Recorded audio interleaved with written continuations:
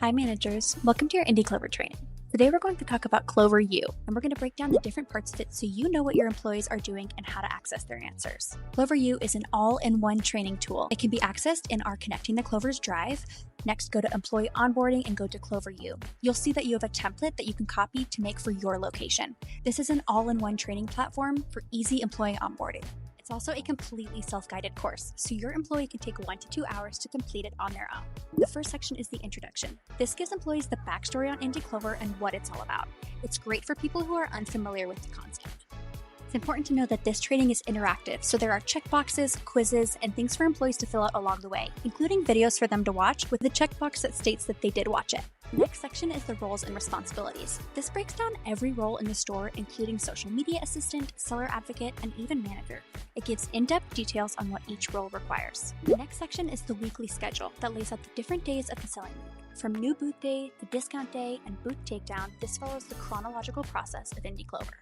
Next is the Clover Corner section, which explains the purpose of the Clover Corner section, how it's corporate owned, how it should look, and other details regarding its success. Next, we have the forms section. This goes into depth about new booth day forms, discount day forms, and even social media forms to make sure your employees know the streamline of information in your store. Our policies and procedures section talks all things scheduling, paycheck/pay cycle, uniforms, and more to make sure your employees know all about the logistics of being hired and being an employee.